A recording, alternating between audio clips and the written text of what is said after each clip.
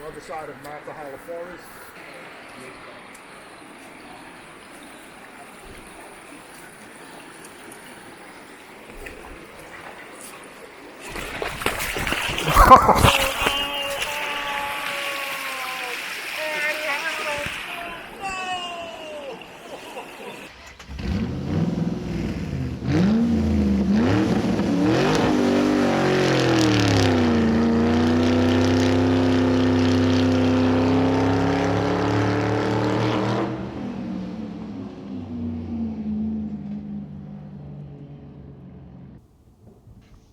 Thank you guys for checking out my video. I kind of made this video to chronicle or document my first trip to the Tail of the Dragon. My buddy and we drove straight from Atlanta all the way up to Robbinsville, aka Tail of the Dragon, on the border of North Carolina and Tennessee. And when we got there, we pulled into the Killboy location. The store was closed, but the gate was open, so we were able to drive in, take some pictures of our cars in front of the mythical dragon. And then we decided, all right, enough pictures, time to go driving. So once we pulled out of the parking lot, one of the things we noticed was there wasn't a lot of traffic going in the direction that we were planning to go. So we thought we pretty much had, a clear shot to make it from one end to the next of the dragon. This was my first trip to the dragon, but this was my buddy's second. So he knew what to expect. For me, this was all new. And what I decided to drive was my 2015 BMW 535i. My buddy was driving his, I believe it's like a 2011 Volvo C30, our design, but my BMW is pretty much stock with just a few minor modifications, if you want to call it that. I do have lower end springs, so it sits just a little bit lower, about an inch lower than the stock suspension. I do have the stock exhaust, so you wouldn't hear any crazy exhaust sounds in this video, because coming from the factory, the car sounds pretty mute. Even when you do put your foot into it, it doesn't really get pretty bellicose and make a lot of noises like a souped up car would. And I do have a mild tune on the car. It's one of those boxes from JB Plus that you just plug into the math of the car to give you a couple extra horsepower. They say it's like 30. I don't know. It does make a little difference, because the difference between when I had the car stock and right after I put it on, there was a huge improvement. But to say it was like made it into a rocket ship, nah. So anyway, my car is pretty stock with just some mild performance enhancements. My buddy, I don't think he has that many modifications to his Volvo C30 as well. I believe he is tuned with the Polestar tune from Volvo. And we're both running on stock brakes. So we wanted to make sure that we had sufficient distance between us. I was unfamiliar with the road. I didn't want to risk running into his back. And I also wanted to make sure we had sufficient space between us, so that in case there was like a panic situation, I had enough space to stop. And, we didn't want to run the risk of having to tow these cars or trailer these cars back to Atlanta at great expense. But back to the road, man. This road was epic. And right off the bat, as soon as you left the Killboy and you started driving, this road kind of felt like God just took this road and dribbled it around the sides of the mountain.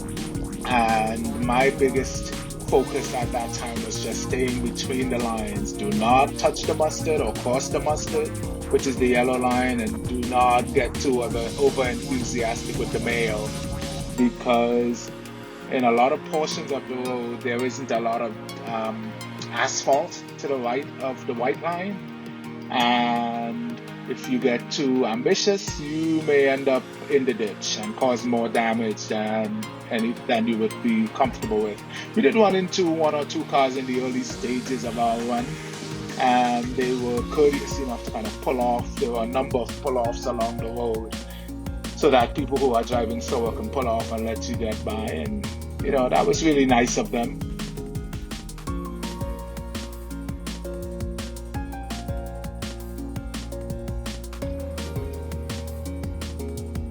I was getting acclimatized to the road. I didn't want to over push it. But then, just when things started getting good, traffic. We ran into traffic. And I've heard from folks that, yes, this is a routine occurrence on the tail of the Dragon. I mean, you have big trucks that go through here to take deliveries and stuff like that. So there really isn't much of a turnaround opportunity for us. And then for them, for big trucks, there really isn't much of a pull-off opportunity for them. So the best you can do is just follow them.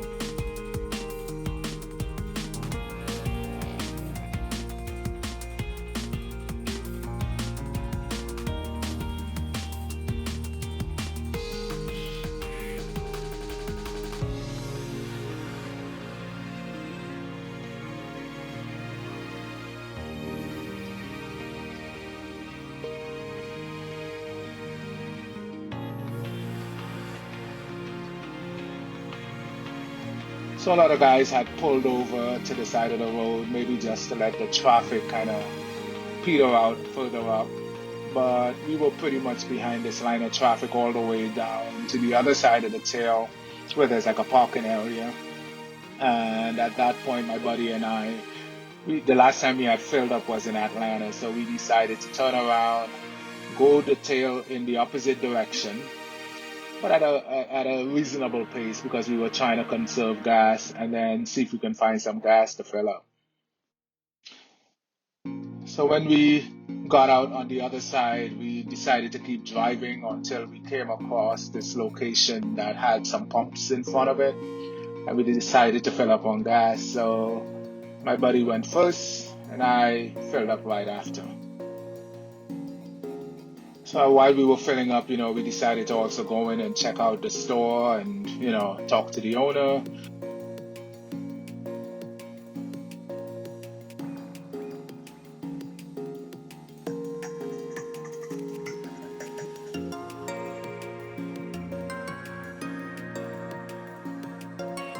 And then we saw there was a river running behind the store, so we decided to go back and take some pictures and, just try to document the trip as best as we can. Now, one thing I will tell you is in high school, I was made fun of for being pretty much the clumsiest person in school. I was called Captain Clumsy.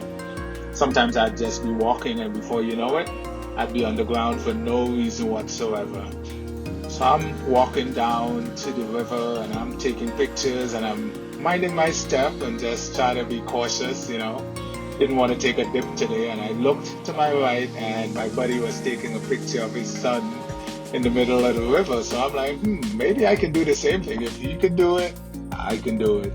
So I kind of clambered down the rocks and said, all right, let me go walk out and get some perspective, from in the middle of the river. And then, as luck would have it, this happened.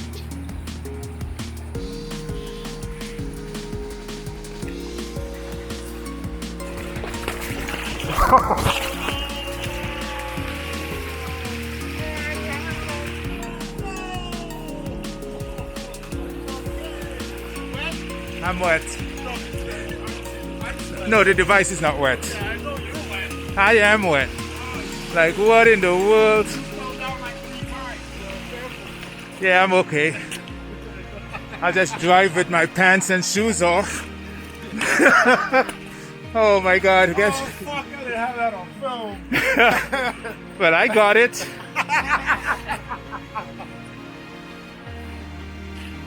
Oh, Wow. Man.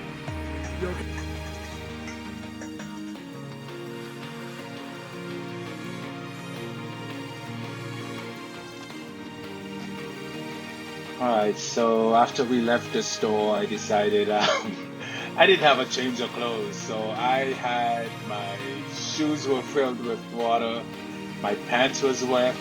I did have like, what do you call those, like long johns or whatever.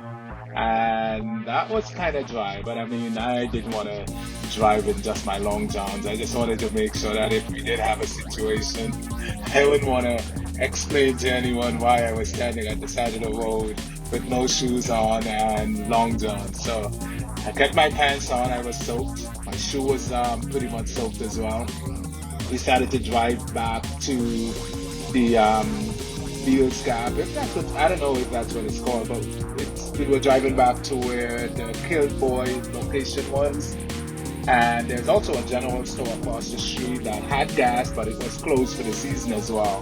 That's why we had to go all the way into town to get gas. So we're driving back, and the road from the gas station back to that particular area is really nice as well. It's not as aggressive as the tail of the Dragon, but it did allow us to kind of stretch the legs on the car. I mean, we both had full tanks at this point. And again, any car we came across, they were courteous enough to kind of pull off and allow us to get by.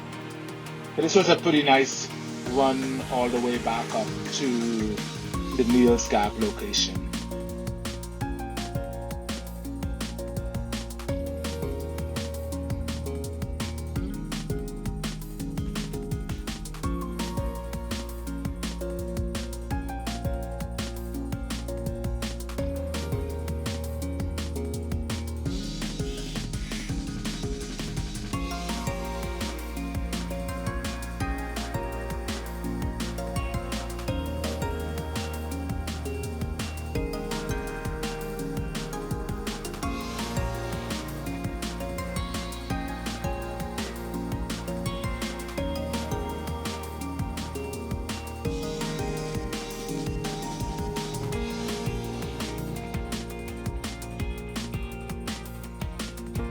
When we made it back to Deals Gap, we saw like some guys were there putting air in their tires and getting ready, or maybe they were taking air out, I don't know. But they were getting ready to do a run on the tail of the Dragon. So we decided to just park for a bit and let them, have some space between them and us. And then it started sleeting or raining, or I don't know what it is, but it started to precipitate. And I started getting nervous, because that meant the road would be slick, and I wanted to make sure that I got back home in one piece. I didn't want to have to trailer this car back.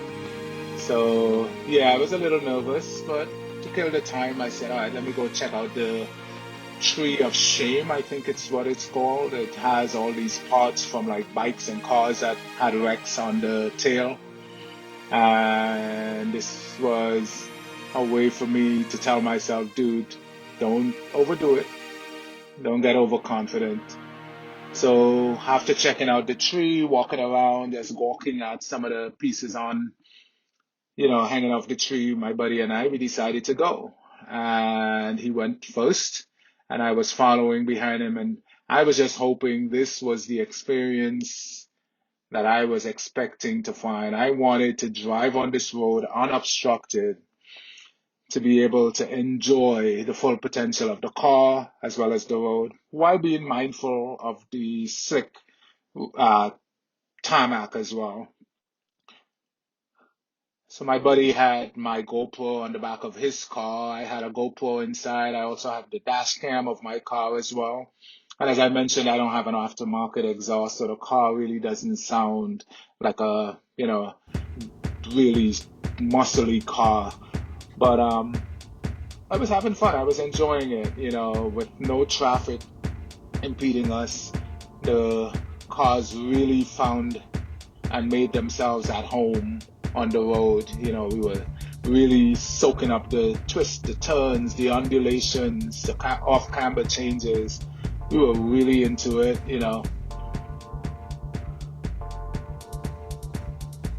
If you've never been to the tail of the Dragon, as I mentioned earlier, there are pull-offs where people can pull off for you, or you can pull off if you wanted to, stop and do looking at scenery or whatever. But when you're driving along the road, one of the things you'll notice is there is really not much crash barrier between you and a ditch off to the side. So you're pretty much at the mercy of your skill level, the conditions of the road, the tire that you're, running on. in some sections of this road, you make the wrong mistake, you miscalculate, and you could be in a ditch or flying into incoming traffic. So for first timers, I mean, I know everybody wants to get the sensation of speed and, to feel that, we're built for this. Just take it easy, get to know the road, and even if you do know the road, you got to be cognizant at all times, because as you can see, it started raining on us, the road got slick, and we had to be kind of extra cautious.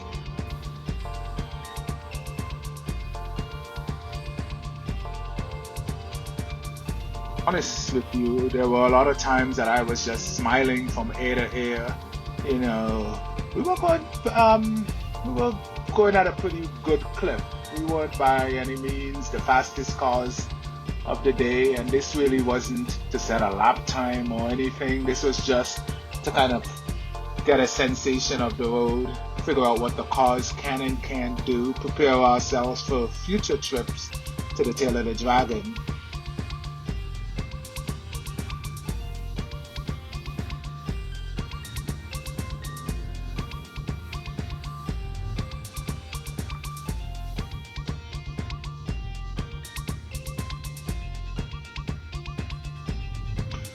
So this being my first trip, I was really being careful. As you can see, as you're driving along, there are trees close by, and you can see also there are times where trees may have fallen and they were cut back from the road. And the BMW is a pretty wide car. There were times when it was really, really difficult to kind of keep it between the lines because it was just so wide.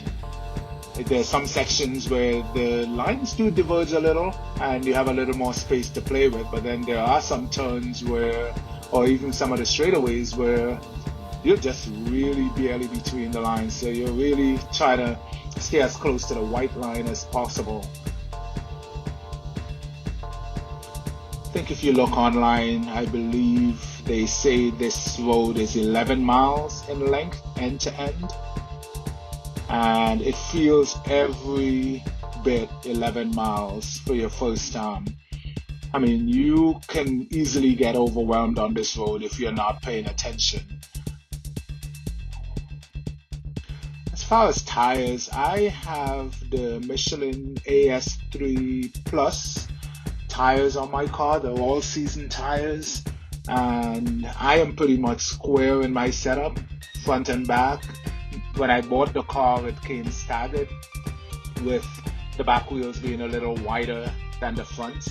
But because I have new wheels on the car, I went with a staggered setup. I do have the original set of wheels that I can go back to, but the tires on that wheel is not the best. I think the Michelins were a lifesaver and made this trip pretty much more enjoyable than if I had gone on the stock Pirellis that came with the BMW.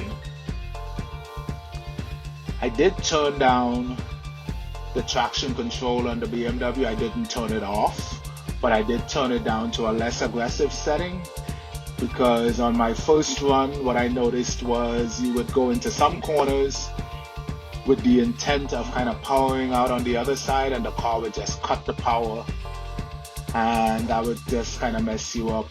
So I decided to kind of turn down the traction control to kind of turn down the aggressiveness of the car's intervention, and that helped. But I didn't want to turn it all the way off because, again, first time up there, road was slick. I wasn't trying to be too cocky on a road that I wasn't too familiar with. I was having fun, but at the same time, I was just being mindful that I wanted to get back home with this car in one piece. And I wasn't looking to spend maybe thousands to trailer this car back to Atlanta.